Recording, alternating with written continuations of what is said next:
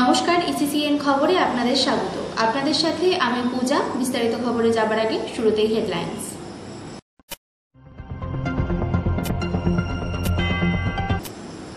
আগামীকাল নির্বাচনের ফল ঘোষণা কোচবিহারে।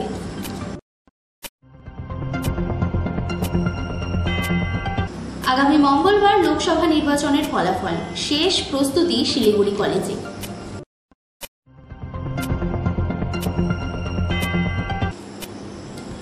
নারায়ণী ব্যাটালিয়নের পক্ষ থেকে গরিব দুস্থ গোসানিমারির বাসিন্দা রাহুল রায়কে সংবর্ধনা দেওয়া হলো। আসছি বিস্তারিত খবরে। আগামীকাল নির্বাচনের ফল ঘোষণা কোচবিহারে।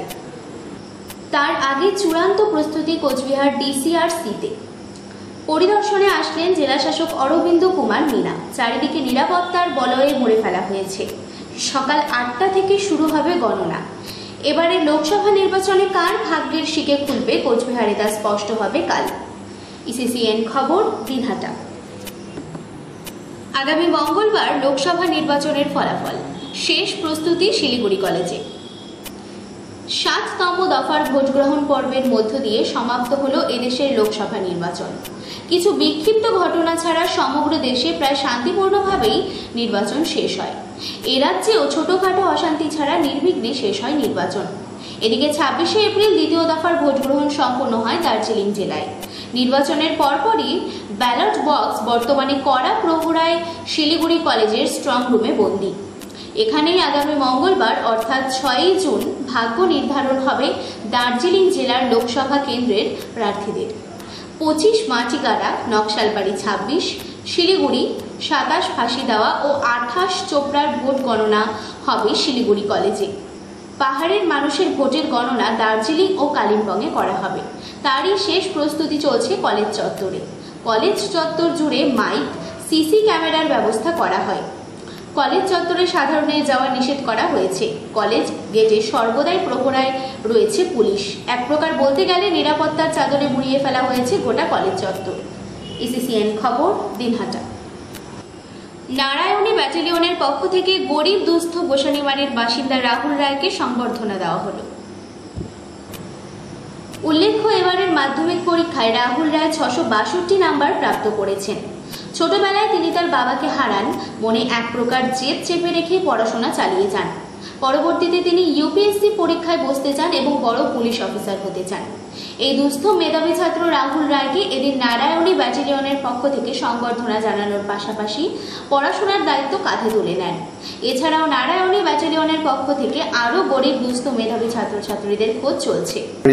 বাড়ি রাহুল রায় বলে একটি ছেলে আছে, খুব দুস্থ পরিবার থেকে সে বড় হয়েছে। তার বাবাকে অনেক ছোটবেলাতে হারিয়েছে এবং সবচেয়ে আশ্চর্যের হচ্ছে এত প্রতিবন্ধকতা থাকা সত্ত্বেও, আর্থিক প্রতিবন্ধকতা এবং অন্যান্য প্রতিবন্ধকতা সত্ত্বেও সে আজকে 662 মানে প্রায় 94% নাম্বার পেয়ে মাধ্যমিক পাস আউট হয়েছে।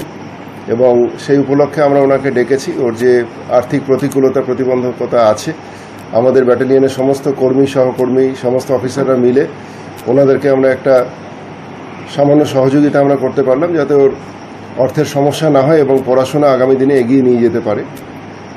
আমরা চাইব যে এরকম আরও বেশ কিছু প্রোগ্রাম, যার মাধ্যমে আমাদের সমাজের মানুষের পাশে দাঁড়ানো, এটা আমরা পরিচয় দিতে পারি, প্রমাণ দিতে পারি। আমাদের নারায়ণী ব্যাটালিয়নের তরফ থেকে আমরা সারা বছর এরকম কিছু না কিছু প্রোগ্রাম করে থাকি। কিছু গ্রামের দুস্থ মানুষ, গরিব মানুষ যারা এডুকেশন যাদের আটকে যেতে পারে, তো আমরা এরকম আরও সন্ধানে আছি। আমাদের সমস্ত কনস্টেবল ভাইরা থেকে অফিসাররা প্রত্যেকে এর পাশে দাঁড়িয়েছে সহযোগিতা করতে। তো আশা করছি এই উদ্যোগ আমরা আগামী দিনেও জারি রাখবো। না, আজকে বেশ ভালোই লাগছে। মাধ্যমিকে প্রাপ্ত নাম্বার কত ছিল তোমার? 662। এরপরে কি নিয়ে পড়ার ইচ্ছা? এখন তো মানে 11-12 সায়েন্স নিয়েই পড়বো। তো পরে আর কি মানে ইউপিএসসি পরীক্ষা দেওয়ার স্বপ্ন আছে আর কি। আচ্ছা, আজকে এই যে এতটা সংবর্ধনা পেলে কি বলবে, কি জানাবে? না, বেশ ভালোই লাগছে, আর এতটা এক্সপেক্ট করিনি নম্বর পেয়ে। আচ্ছা, তোমার বাড়ি? আমার বাড়ি গোসানিমারিতে। নাম রাহুল রায়। ইসিসিএন খবর, দিনহাটা। গাড়ির বনেট ও সিটের মধ্যে লুকিয়ে গাঁজা পাচারের ছক। পাচারের আগেই গাঁজা সহ এক পাচারকারীকে গ্রেফতার করল প্রধাননগর থানার সাদা পোশাকের পুলিশ। বিভিন্ন সময়ে পাচারের ক্ষেত্রে নিত্য নতুন পথ অবলম্বন করে পাচারকারীরা। এবারে পুলিশের চোখে ধুলো দিতে গাঁজার প্যাকেট গাড়ির বনেট ও সিটের নিচে লুকিয়ে নিয়ে যাওয়া হচ্ছিল। যদিও কোনো লাভ হয়নি পাচারকারীর। খবর পেয়েই প্রধাননগর থানার সাদা পোশাকের পুলিশ মহানন্দা ব্রিজ সংলগ্ন হিলকার্ট রোডে অভিযান চালায়। সেখানে একটি যাত্রীবাহী 4 চাকা গাড়ি দেখতে পেয়ে সন্দেহ হয় পুলিশের। গাড়িটিকে দাঁড় করিয়ে তল্লাশি নিতেই উদ্ধার হয় 5 প্যাকেট গাঁজা।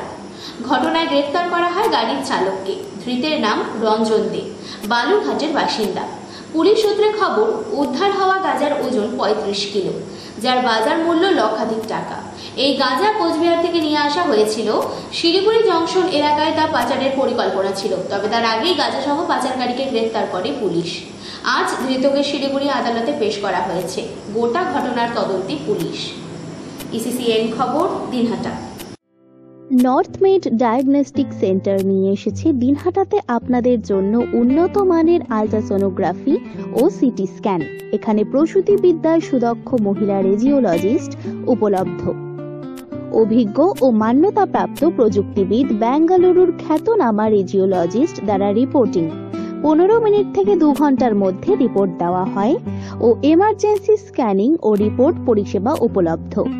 যোগাযোগ জামতলা কালী মন্দিরের নিকট, মদনমোহন পাড়া, দিনহাটা। ফোন নাম্বার 7001581766 অথবা 03581796218। আপনাদের পরিষেবায় আমরা সর্বদা প্রস্তুত। সততার নজির দেখালেন জলপাইগুড়ির এক টোটো চালক। টাকা, গহনা, এটিএম কার্ড, জরুরি কাগজপত্র সহ মানিব্যাগ কুড়িয়ে পেয়ে জলপাইগুড়ি কোতোয়ালি থানার পুলিশের হাতে দিয়ে সেই টোটো চালক সমাজে বার্তা দিলেন, পরের ধন নাহি লবে, চিরদিন সুখে রবে। জানা গেছে, জলপাইগুড়ির ইঞ্জিনিয়ারিং কলেজ সংলগ্ন এলাকার টোটো চালক গৌরাঙ্গ রায় রবিবার রাতে জলপাইগুড়িতে টোটো চালানোর সময় একটি মানিব্যাগ কুড়িয়ে পায়। সেই মানিব্যাগে নগদ টাকা, সোনার গহনা সহ এটিএম কার্ড ও পরিচয়পত্র ছিল। টোটো চালক গৌরাঙ্গ রায় মানিব্যাগটি প্রকৃত মালিকের কাছে পৌঁছে দিতে কোতোয়ালি থানার দ্বারস্থ হন রবিবার রাতে। তিনি মানিব্যাগটি কোতোয়ালি থানার আইসি সঞ্জয় দত্তের হাতে তুলে দেওয়ার পর জানান, আমি ছোটবেলায় বইয়ে পড়েছিলাম, পরের ধন নাহি লবে, চিরদিন সুখে রবে। তাই মানুষের ধনের প্রতি আমার লোভ লালসা নেই। অন্যদিকে রবিবার রাতে জলপাইগুড়ি কোতোয়ালি থানার আইসি সঞ্জয় দত্ত জানান, গৌরাঙ্গ বাবুকে সাধুবাদ জানাই। সমাজের প্রত্যেকটি নাগরিকের এরকমই কর্তব্যরত হওয়া উচিত। তার নজির যে একটা মানিব্যাগ পার্স পেয়ে ফিরে দিল, কি বলবেন, কি বার্তাই বা দেবেন? অনেক সময় অনেকে প্রথমেই ওনাকে ধন্যবাদ যে উনি টোটো চালাতে চালাতে যে জিনিসটা পেয়েছে, গৌরাঙ্গ রায়, ইঞ্জিনিয়ারিং কলেজের ওখানে বাড়ি, সেটা উনি সঠিক যে মালিক তার হাতে তুলে দেওয়ার জন্য পুলিশের সাহায্য চাইছে। সমস্ত নাগরিকের এটাই কর্তব্য যে কোনো জিনিস যদি রাস্তায় কুড়িয়ে পায় তাহলে সেটা যাতে সঠিক নাগরিকের কাছে পৌঁছায় তার ব্যবস্থা করা। উনি পুলিশের কাছে এসছেন, আমরা চেষ্টা করব যত তাড়াতাড়ি সম্ভব সেটা সঠিক নাগরিকের হাতে তুলে দেওয়া। ধন্যবাদ। আমার নাম গৌরাঙ্গ রায়। কোথায় বাড়ি? বাড়ি ডাঙ্গাপাড়া ইঞ্জিনিয়ারিং কলেজ। থানায় এত রাত্রে কেন? থানায় আসছিলাম, একটা মানিব্যাগ কুড়িয়ে পেয়েছিলাম, পাস কুড়িয়ে পেয়েছিলাম। সেই পাসটা যাতে থানাতে দিলাম যাতে প্রকৃত মালিক সেটা পায়। আর কী কী ছিল পার্সে? পার্সে ছিল এটিএম কার্ড ছিল, ভোটার কার্ড ছিল, টাকাও ছিল। টাকা ছিল, সোনাও ছিল। তো কেন মনে হলো আপনি তো নিয়ে নিতে পারতেন এগুলো ফেলে? না, এটা আমি মানে ছোটোবেলা একটা বই পড়ছিলাম, সেটা যে পরের ধন নাহি লবে, চিরদিন সুখে রবে। যার জন্য কি বললেন? পরের ধন নাহি লবে, চিরদিন সুখে রবে। এর জন্য আমি পরের জিনিসটা আমি নিতে চাইনি, যার জন্যই আমি আজকে এটা থানায় জমা দিলাম, যাতে প্রকৃত মালিক গিয়ে সে উপযুক্ত প্রমাণ দিয়ে নিয়ে যেতে পারে। ইসিসিএন খবর, দিনহাটা। শিলিগুড়ি মহকুমার বিধাননগর থেকে উদ্ধার একটি ময়ূর, ব্যাপক চাঞ্চল্য। শিলিগুড়ি মহকুমা পরিষদের অন্তর্গত ফাঁসিদাওয়া ব্লকের বিধাননগর থেকে উদ্ধার ময়ূর। এই ঘটনায় ব্যাপক চাঞ্চল্য ছড়ালো গোটা এলাকায়।